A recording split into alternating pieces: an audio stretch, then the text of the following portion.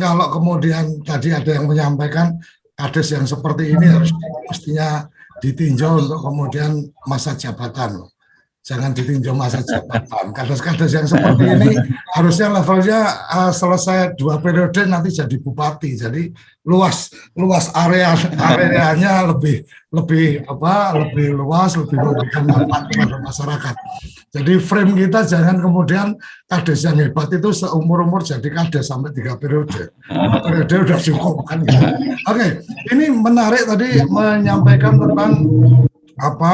tentang bagaimana pemanfaatan digital. Jadi kembali lagi yang pernah kita sampaikan bahwa bicara digitalisasi, bicara infrastruktur, bicara software itu bicara yang sangat sederhana. Kenapa sangat sederhana? Karena sebenarnya tool-toolnya atau perangkat-perangkatnya itu semua ada, tinggal belanja, tinggal belajar, selesai. Tetapi bagaimana kemudian brandware. Jadi kalau software hardware itu urusan gampang, cari di toko online juga dapat gitu kan, cari di internet dapat. Saya mencari orang-orang untuk mengerjakan satu pekerjaan, kadang-kadang tim kita ini sudah overload, kita bisa mencari tenaga-tenaga desain grafis yang freelance, yang cuma satu project dan seterusnya.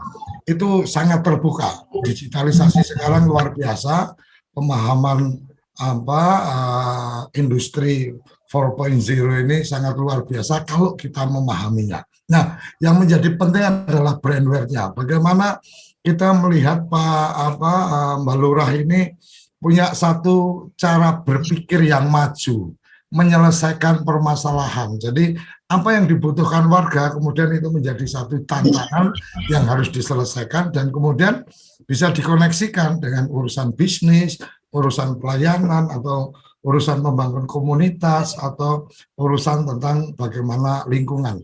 Ini yang menurut saya luar biasa yang perlu kita pahami dan ada hal yang menarik yang kita bisa tangkap adalah jangan menghambat atau membatasi berpikir kita urusan dana. Jadi jangan kemudian saya nggak ada duit. Ketika sudah berpikir nggak ada duit, maka Anda tidak akan kemudian punya kreativitas yang lebih. Seperti yang disampaikan Mbak Lurah tadi, kita bisa menangkap bahwa yang menjadi utama adalah ide. Oh, idenya apa nih? Yang akan dikembangkan apa? Kemudian dari ide itu akan berjalan. Bagaimana tadi Mbak Lurah menyampaikan tentang zakat dan infak, ini menjadi satu potensi.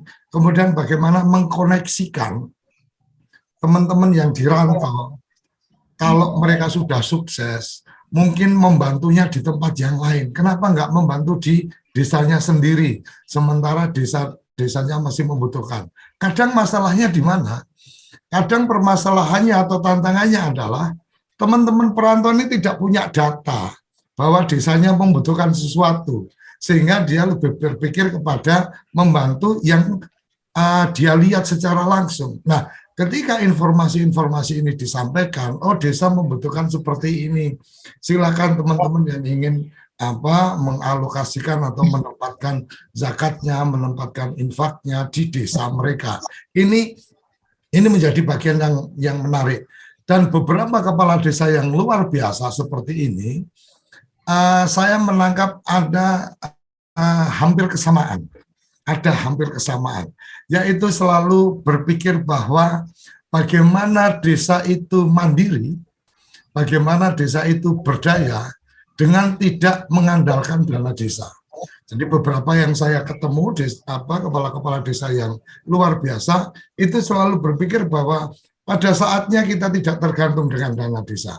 Pada saatnya tidak ada dana desa pun kami masih bisa melayani warga, bahkan bisa memberikan pembangunan desa dengan pendapatan asli desa dan sumber-sumber dari yang lain. Ini yang menjadi penting. Jadi bagaimana kepala desa memang perlu punya cara berpikir bagaimana potensi desanya, bagaimana permasalahan desanya menjadi potensi dan bagaimana potensi desanya dikembangkan.